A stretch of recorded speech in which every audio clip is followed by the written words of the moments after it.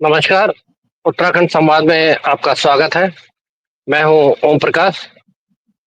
आज हम एक ऐसे विषय पर बात करने जा रहे हैं जो हमारे देवभूमि उत्तराखंड के भविष्य से जुड़ा है। हाल ही में उत्तराखंड में त्रिस्तरीय पंचायत चुनाव हुए हैं। ग्राम पंचायत, क्षेत्र पंचायत और जिला पंचायत। और आज 31 जुलाई है जब इन चुनाव के नतीजे घोषित हो रहे हैं। ये चुनाव कई मायनों में खास रहे।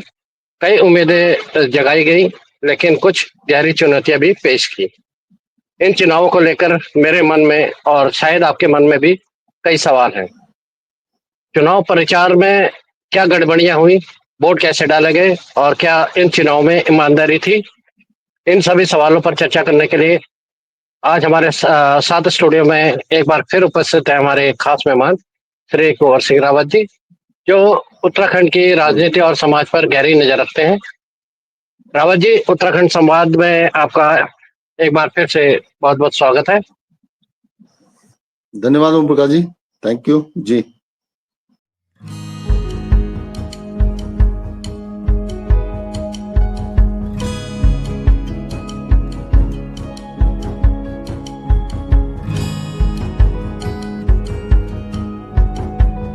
रावत जी, मैं हाल ही में खुद उत्तराखंड में था और मैंने इन चुनाव को करीब से देखा। मेरे ग्राउंड रिपोर्टिंग ने मुझे थोड़ा निराश किया। मैंने देखा कि कैसे शराब और पैसे का इस्तेमाल करके वोटरों को लुभाया जा रहा था। चुनाव प्रचार खत्म होने के बाद भी चुनाव की पिछले रात पूरा उत्तराखंड जागा हुआ था।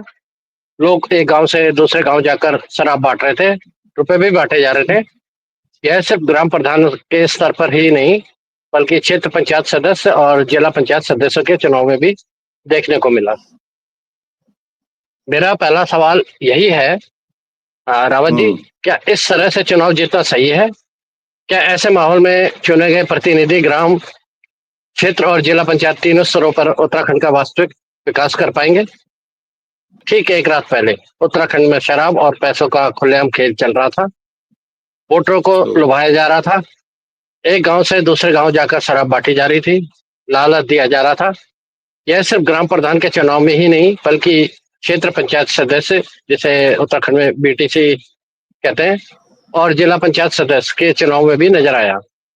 मेरा सवाल यह है, रावत जी, क्या ऐसी स्थिति में एक निष्पक्ष चुनाव संभव है? और क्या इस तरह से चुने गए ग्राम प्रधान, क्षेत्र पंचायत सदस्य और जिला पंचायत सदस्य से हम एक विकसित उत्तराखंड की उम्मीद कर सकते हैं? यह हमारे लोकतंत्र के लिए कितना बड़ा खतरा है? जी ओम प्रकाश जी, सबसे पहले तो उत्तराखंड संवाद में आप सभी का, उत्तराखंड संवाद 1966 में आपका सभी का स्वागत है।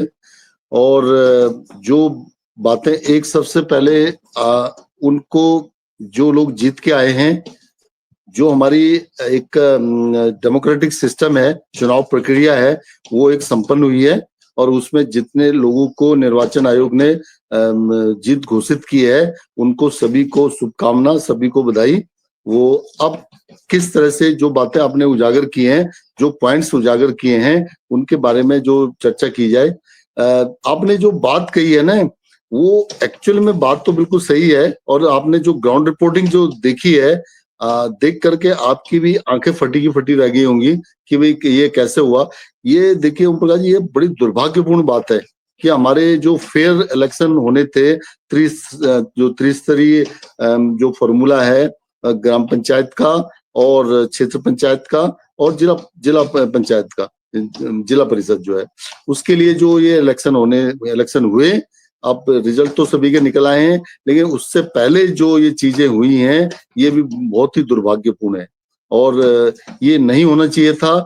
ये लोकतांत्रिक जो प्रक्रिया को एक सबसे दूषित कर रहे हैं ये। और अब जो हुआ है, अब उसमें चूंकि जब से रिटर्निंग ऑफिसर और जो ये इलेक्शन कमीशन के जो होते हैं नुमाइंदे, वो अपना सर्टिफिकेट दे देते हैं, उसके बाद एक ये चर्चा का विषय रह जाता है कि आगे के इलेक्शन के लिए, कि आगे के जो इसकी हमारी प्रक्रिया है, भविष्य में जो आने वाले चुनाव हैं, उनके लिए क्या सोचा जाए, किस तरह से, उसके बारे में हम डिस्कस कर रहे हैं। मताधिकार देखिए सबको करना है। उसमें ये देखा गया कि बहुत सारी चीजों का उन्होंने कहा भाई आपने हमें मत देना है या उनको मत देना है, उनके वोट को उनका नाम ही डिलीट कर दीजिए, उनका ये कर दीजिए। और उनके लिए जो फैसिलिटीज, अब जिनके लिए आप फैसिलिटीज प्रोवाइड कर रहे हैं, उनको कहीं से ला रहे हैं, किसी का कोई सैर सपाटा कर रहे हैं, कुछ कर रहे हैं, तो ये कुछ मतलब आगे के भविष्य के लिए ठीक नहीं है। और खास तौर पे वो जो ग्राम पंचायत जो नीचे की सरकार है, उसके लिए तो वो उसमें पंचायत का विकास कैसे होगा, क्या वो धारणा रखेंगे। आपने बोला कि तीन स्तरीय है, तीन स्तरीय में सबके अलग अलग खर्च करने की लिमिट है, लेकिन वो खर्च करने की लिमिट को तो कोई देखता नहीं है।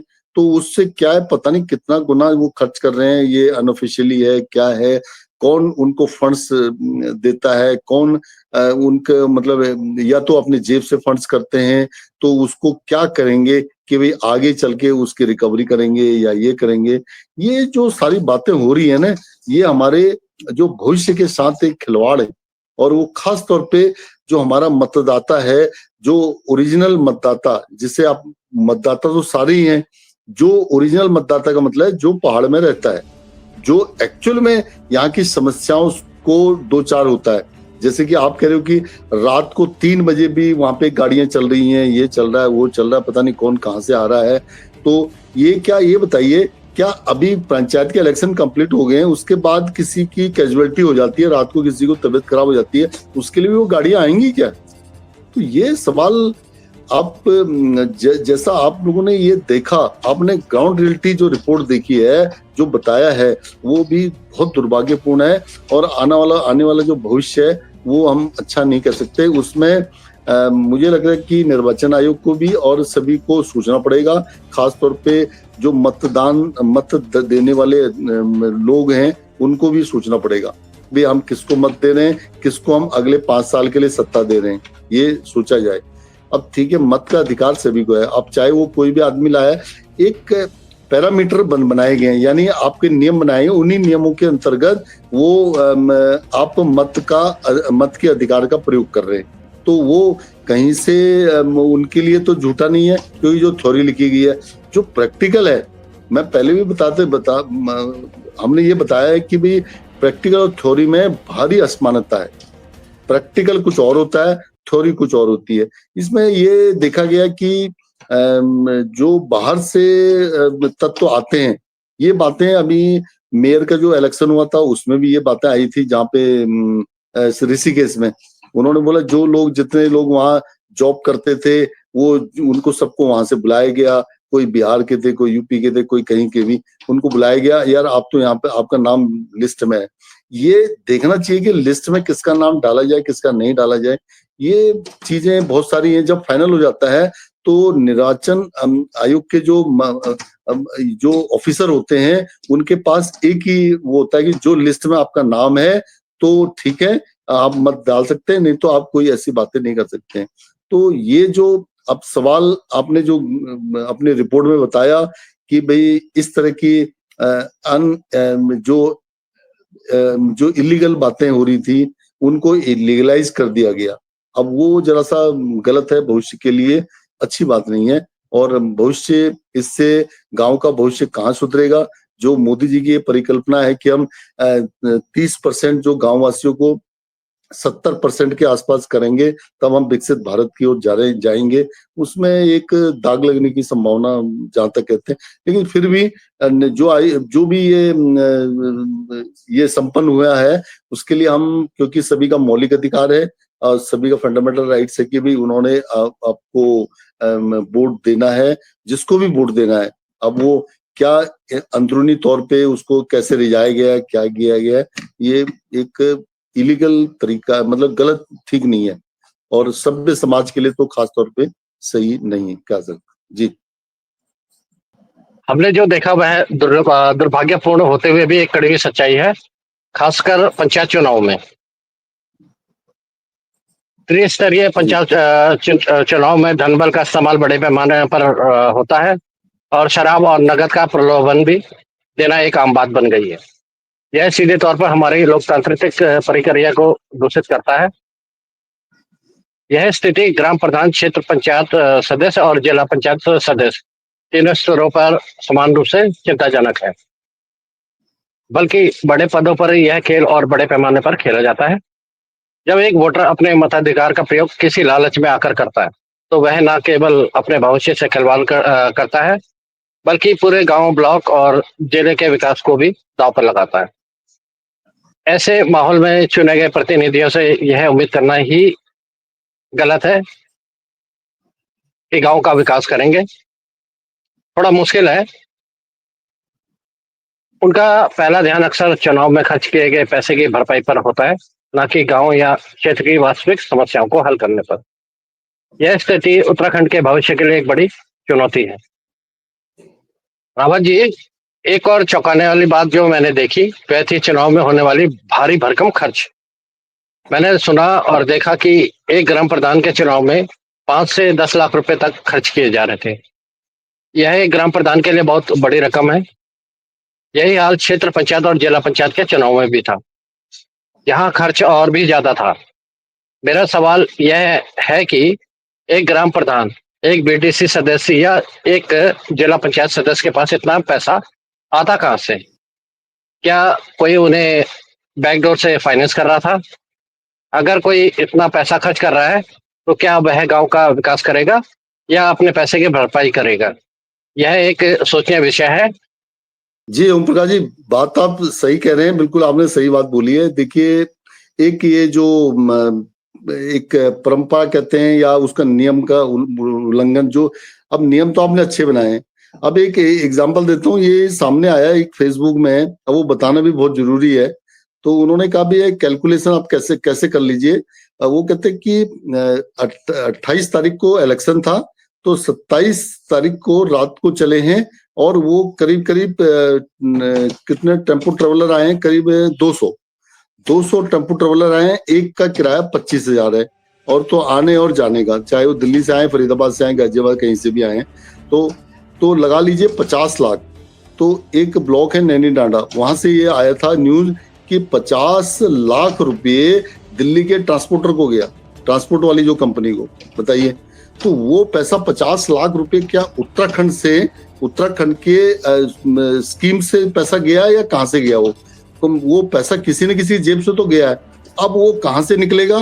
क्या स्कीम से पैसा निकलेगा? क्या ये हाथ जोड़े हुए जो है कि हम आपके सेवा के लिए बैठे हैं, और जो पहले सफेद टोपी लगाते थे वो टोपी तो है ही नहीं आजकल। तो ये फंडिंग कहाँ से हो रही है, क्या हो रही है फंडिंग?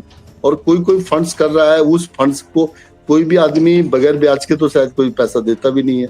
कोई अपना पहले फायदा देखता है, जो महाजन वाली बात हो जाती है या कुछ भी हो जाती है।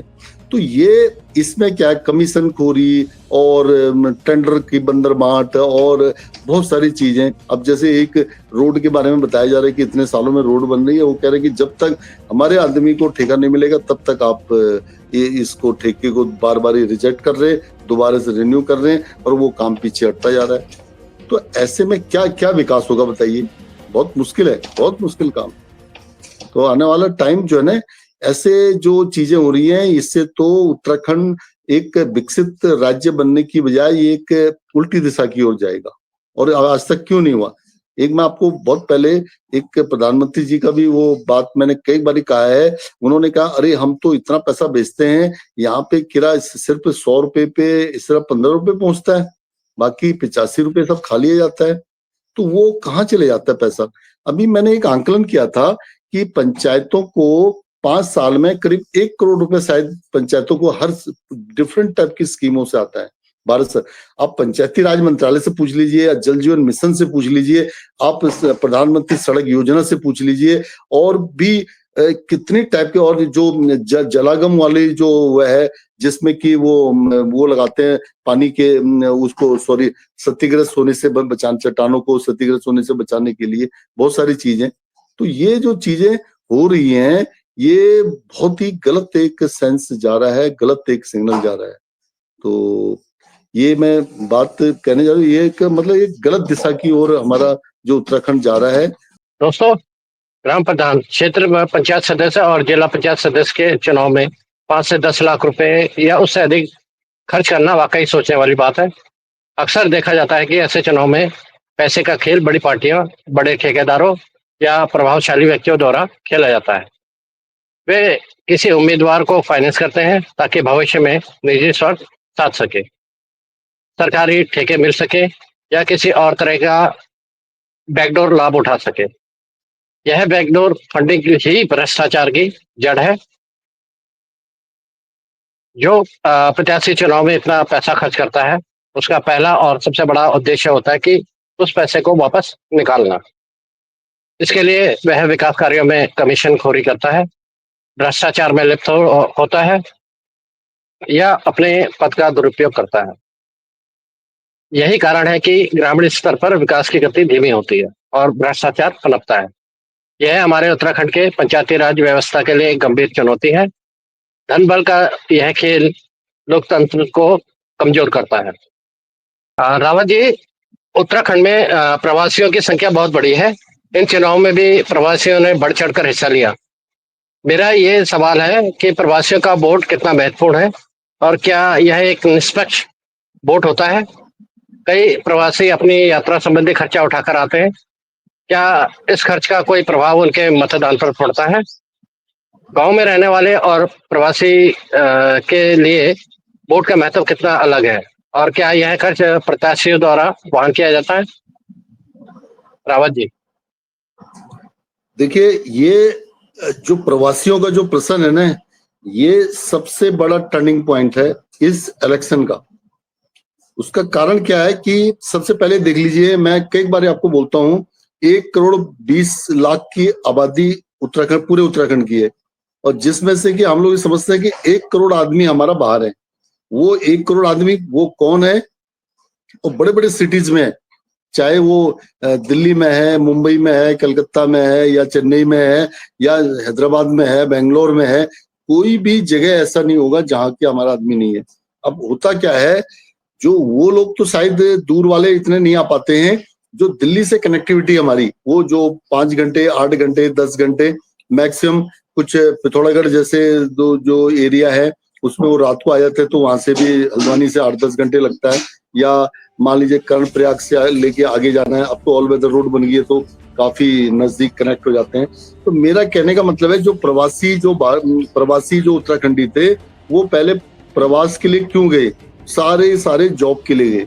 अब वो जॉब जनरली वहां पे करते हैं, उनमें से बहुत सारों के नाम तो वहीं के हैं। मान लीजिए दिल्ली के एमसीडी में वो इलेक्शन में वोट डाल रहे हैं, तो मेरे हिसाब से उनकी सोच एक अलग होती है वहां पे। और यहाँ एक ग्राम पंचायत के लिए सोच कर रहे हैं। ग्राम पंचायत का फंड्स भी छोटा होता है और एमसीडी का फंड्स भी काफी बड़ा होता है, उसी के हिसाब से। और वहाँ बड़ी सुविधाएं होती हैं। यहाँ कोई ज्यादा सुविधाएं नहीं है, बजट भी बहुत छोटा होता है। मान लीजिए आप कहते हैं कि पूरे ग्राम पंचायत को 5 साल में 1 करोड़ मिलता है, वहां तो मुझे ऐसा लग रहा है कि शायद एक नाले को भरने के लिए ही कई बार एमसीडी के उस एरिया में 1 करोड़ मिल जाता है। तो वहां पे पब्लिक बहुत ज्यादा है। दिल्ली की आबादी 2-2.5 करोड़ के आसपास पहुंच गई है, उसके मतदाता भी वैसे ही हैं, और यहाँ मतदाता कम है। अब क्या है कि उत्तराखंड का जो हमारे जो एक पर्वतीय क्षेत्र में जो मतलब स्थायी निवास कर रहा है, एक वो है, और एक जो हमारा प्रवासी है वो बाहर चले गया है, वो है। अब क्या बात है कि उसका नाम इसकी लिस्ट में भी है, और वो ज्यादातर इसमें टर्निंग पॉइंट कहलाते हैं। टर्निंग पॉइंट, जो गांव का आदमी वो ये कहता है कि पिछले 5 सालों में कोई ग्राम पंचायत में काम हुआ या नहीं हुआ। वो कहता है पिछले साल भी ये बोला गया था, पिछले 10 साल पहले भी बोला था। एक गांव ने ये बोला, यार हमारे तो कभी ग्राम प्रधान में नंबर भी नहीं आता है, और हमारे 10 साल से कोई काम ही नहीं हुआ, वहां पे कुछ काम नहीं हुआ। और फिर भी उन लोगों ने बोला, वो बढ़ चढ़ करके उन्होंने, जो प्रवासी थे उनके उतने, क्योंकि गांव में थे नहीं। जब भी पंचायतों का काम होता है तो जो गांव में जो स्थायी निवास रहने वाले होते हैं वो लोग एक्टिव हो नहीं पाते हैं, और वो जो बाहर से लोग हैं वो फोन के माध्यम से बातों को सुनते हैं। तो जो प्रवासी हमारे, अब मान लीजिए वो 75% लोग, मान लीजिए आपके वहां पे 450-500 वोटर लिस्ट में है, उनमें से तकरीबन 250 से 300 लोग वो आपके प्रवासी आ रहे हैं। मान लीजिए 50% भी सोच लीजिए, 50% लोग जो प्रवासी हैं वो आ रहे हैं। और यहाँ जो 50% है उनमें से 50% ही लोग डाल पाते हैं। यानी आपके 250 में से 125 आदमी गांव से डालेंगे, और बाकी जो बाहर से प्रवासी आएंगे वो 250 के पूरे आएंगे। तो इसका मीनिंग है वो हम पे हावी हो गए हैं। वो जो स्थानीय जो यहाँ के मुद्दे हैं वो खत्म हो चुके हैं, वो मुद्दे जीरो हो चुके हैं और उसकी जगह पे ये प्रवासियों के मुद्दे आ गए। अब प्रवासियों के क्या मुद्दे हैं? वो ये कहते हैं कि हम तो भाई सिंपली वहीं हमारी फैमिली रहती है और हम आते हैं और चले जाते हैं, तो यहाँ पे हमको कोई मीनिंग कुछ नहीं है। वो कहते हैं गाँव में कुछ टाइम के लिए आते हैं तो पानी चाहिए, बिजली चाहिए, तो उन्होंने घर को कई ने तो बिजली के कनेक्शन भी काट रखे अपने। वो कहते हैं यार हम तो 1 हफ्ते 10 दिन के लिए आते हैं, लंपू जला लेंगे या आर्टिफिशियल आजकल तो इमरजेंसी बल्ब वगैरह चल रहे हैं उनको लगा देते हैं, वो आ जाते हैं चार्ज, जरा चार्ज या सोलर वाले लगा रखे हैं उनसे भी हो जाता है। तो उन्होंने उनको शायद मुझे ऐसा लग रहा है कि प्रवासियों को कितना यानी ग्राम पंचायत का विकास हो करके उनका कितना योगदान रहेगा, योगदान सिर्फ वोट का रहेगा, लेकिन उन्होंने उसको मॉनिटरिंग कैसे होगा, यानी देखा कैसे जाए। जो पंचायत को पैसा मिला है पिछले 5 साल में, एक पंचायत को 1 करोड़ रुपए मिला है, तो 1 करोड़ रुपए 5 साल में कम नहीं होता, कम से कम 20 लाख रुपए होता है, 20 लाख 1 साल का। तो बताइए कि काम किस टाइप का हुआ है, नहीं हुआ है। तो पिछली ग्राम पंचायत का भी वो बात था, इस वाली ग्राम पंचायत में आप पहले ही बता दिया कि प्रवासियों ने वोट डाला, उन्होंने उसको टर्निंग पॉइंट डिक्लेयर कर दिया। तो मैं तो लोकतंत्र के उसमें जो ये हमारे इंडिया में खासतौर पे हमारे भारत में ये हो रहा है कि जब रूल बनता है, ये प्रधानमंत्री जी ने भी बोला है और गृह मंत्री जी ने भी बोला है, खासतौर पे अभी ये जो न्याय प्रणाली में कुछ चेंज आ रहा है उसमें भी उन्होंने बोला है कि प्रैक्टिकल थ्योरी में बहुत अंतर आ रहा है, इसलिए हम नए रूल ला रहे हैं। तो इसमें भी वो नए रूल लाए, इलेक्ट्रॉनिक्स आइटम का है, डिजिटल आइटम। मैं ये कह रहा हूँ कि एक होना ये चाहिए जो गांव के जो स्थायी निवासी हैं उनका वोट का वैल्यू अलग हो, वो डायरेक्ट वोट डालें और दूसरे जो प्रवासी हैं उनको ऑनलाइन की फैसिलिटी कर दें कि ताकि वो ऑनलाइन उनको यानी दिल्ली मुंबई जयपुर से कहीं से लाना ना पड़े, वो अपने पासवर्ड के सिस्टम से ही वहां से ऑनलाइन वोट डालें। तो उनकी वैल्यू, उनके वोट की वैल्यू ऑनलाइन की अलग करें और यहाँ जो फिजिकल डाल रहे हैं उनकी वैल्यू अलग। यानी जो यहाँ के फिजिकल हैं वो अपना आधार कार्ड से बताएंगे कि आपका आधार कार्ड यहाँ का है, तो उसकी वैल्यू अलग हो, और जो ऑनलाइन वहाँ का आधार है, दिल्ली का आधार है, वो भी वोट डालें। हमें वोट डालने से कोई असर नहीं पड़ता कि कोई वोट डाले, हर कोई वोट डाले, हम कहते हैं। नहीं तो ऐसे से सिकुड़ता चले जाएगा कि जैसे अभी यहाँ लोग आ गए और कि जून के महीने हमारे यहाँ देवी पूजा थी, तो अचानक वहाँ पे 300 350 की वजह करीब 1500 लोग आ गए, अचानक बढ़ गए हैं। तो गांव के लोग ही, हम बिल्कुल मना नहीं कर रहे गांव के लोग, लेकिन अब वो लगातार क्या है कि उनको देखा, उन्होंने कहा बिजली पानी कुछ मिला नहीं, टाइम से नहीं मिला, और कई को नेट नहीं मिला। जो विदेशी कंपनियों में काम करते थे उन्होंने लैपटॉप भी लाए थे तो उनको नहीं मिला, वो सीधा चले गए। उन्होंने कहा वो गाँव में करना क्या है। और वो क्या करते हैं कि जो हमको यहाँ से बुलाएगा दिल्ली से, मैंने कहा ना 50 लाख रुपए एक दिन में दिल्ली के ट्रांसपोर्टर को चले गया, वो नैनी डांडा ब्लॉक का बता रहे हैं। तो ये कितनी शर्म की बात है भाई को, 50 लाख रुपए यदि उधर के एरिया में कुछ लगता, कुछ बनता, कुछ वो होता, तो जो रोजगार 18 साल का बच्चा है और खास तौर पे उसको, वो तो सिंपली जॉब करने से पहले वो कोई प्रोफेशनल कोर्स करने के लिए उसके लिए सीधा बाहर चले जा रहा है। और तो करीब 50% से ज्यादा लोग तो वो सब बाहर चले जा रहे हैं और वो वहीं से वोट डालने की उनकी व्यवस्था की जाए। मेरा मतलब है कि सिस्टम बनाया गया है, उसी फंडामेंटल राइट का अपना चुनाव प्रक्रिया का यूज हो रहा है, मत देने का अधिकार का यूज हो रहा है, तो उसको ना एक ऑनलाइन कर दिया जाए। जो प्रवासी हैं उनको कहीं आने की जरूरत नहीं है, उनको वहीं से वोट डालना है। 1 मिनट के वोट के लिए मुझे लग रहा है कुछ लोग यहाँ पे आए तो उन्होंने ये बताया कि हम 2 घंटे के अंदर अपने वापस चले गए थे दिल्ली को। मतलब 8 बजे प्रोसेस स्टार्ट हुआ, 9 बजे या 10 बजे तक वोट डाल करके वो शाम को 7-8 बजे दिल्ली में पहुंच गए। है कि भी जो प्रवासियों को वो फैसिलिटी दिया है तो उनको ऑनलाइन की फैसिलिटी दी जाए। ये मैं खास तौर पे पंचायत के जो ऑफिसर हैं, जो पंचायत जो सॉरी इलेक्शन कमीशन है, जो पंचायत की जो इलेक्शनों को प्रोसेस को करा रहा है, जो स्टेट राज्य इलेक्शन कमीशन है, वो इस बारे में ध्यान दे। सभी का नाम होना चाहिए। मैं कह रहा हूँ वो 1 करोड़ लोगों का नाम भी यहाँ होना चाहिए, लेकिन उनको लिखा जाए कि दिल्ली मुंबई जहां का भी उनका आधार कार्ड है वहीं का रहे, और यहाँ के आधार कार्ड का जो उसका वैल्यू अलग हो, वो जो यहाँ फिजिकल डाल रहे हैं उसकी वोट की वैल्यू अलग कर दी जाए और इनके ऑनलाइन वालों की वोट की वैल्यू अलग कर दी जाए। तब इसमें जरा कुछ सुधार आने की संभावना बनेगी। और उनको ये आने जाने के लिए बिल्कुल ना कहा जाए, कोई छुट्टी लेके आया है, कोई कुछ लेके आया है, तो ये सैर सपाटा हो गया। खाली वो आप लोगों ने जैसे कि मानला मंदिर में दर्शन भी कर लिए और जरा सा छोले भटूरे खा लिए, जरा अपना एक बोर्ड डाल लिया, सारा काम 1 घंटे के लिए आपको 8 घंटा आना, 8 घंटा जाना, 16 घंटे और 2 घंटे का काम। और वो ये सारा मतलब ये ऑलमोस्ट आने और जाने में। और एक फायदा कौन ले गया? एक दिल्ली का ट्रांसपोर्टर, वो हमारे उत्तराखंड का सारा पैसा ले गया। अब जो जिसने वो पैसा दिया है, ये पूछा जाए कि वो पैसा किसने दिया है? वो पैसा ट्रांसपोर्टर को किसी ने तो अरेंज करके दिया है ना, या तो वो अपने जेब उससे आए तो अलग बात है। तो मैं ये कह रहा हूँ कि दिल्ली और जयपुर या नोएडा या गुड़गांव जैसे जो कंपनियों में काम कर रहे हैं, उनको तो छुट्टी मिलना ही पॉसिबल नहीं है, स्पेशल छुट्टी तक नहीं मिल पाती है। जो प्राइवेट सेक्टर की बात है, प्राइवेट सेक्टर में छुट्टी मिलना भी पॉसिबल नहीं है, इतना आसान नहीं है। तो ये जो स्ट्रक्चर बना है, जैसे माननीय प्रधानमंत्री जी और खासतौर पे गृह मंत्री जी ने ये जो न्याय संहिता में चेंज किया है, वैसे इसमें भी कुछ बदलाव करने की वो करें। हमारा वीडियो उन तक जाए और जा करके ये सुधार करे, क्योंकि इससे क्या हो रहा है, पहाड़ का विकास नहीं हो रहा, विकास की जगह विनाश होने के कगार पे आ रहा है। मान लीजिए आपको 1 करोड़ मिला, 1 करोड़ में से ऐसे 50 लाख रुपए तो ऐसे ही चले गया, तो क्या फायदा हो? वो 25 लाख या 10 लाख ले, इससे बेटर तो कोई पैसा रिलीज ही मत कीजिए। ये पैसे को, ये गवर्नमेंट का टैक्स का पैसा है, ये आपने खाया है। अभी कल विकास के लिए 615 करोड़ रुपया शायद प्रधानमंत्री जी ने एग्री किया है मुख्यमंत्री जी को, वो दिल्ली गए थे तो उन्होंने कहा 615 करोड़ रुपया विभिन्न योजनाओं के लिए। लेकिन उन योजनाओं की मॉनिटरिंग कैसे हो? अब पंचायत को अब इतना पैसा दे रहे हैं, तो इसमें सारे गरीब ही क्यों रह जाते हैं? तो गरीब आदमी अमीर क्यों नहीं बन पाता? ये बहुत सारी सोचने की बातें हैं। धन बल, मतलब मैं ये कह रहा हूँ कि प्रवासियों को इज्जत दो। हम भी प्रवासी थे, अब हम यहाँ के नागरिक बन रहे हैं, हमने नाम एंटर कराया है, हमें टाइम है।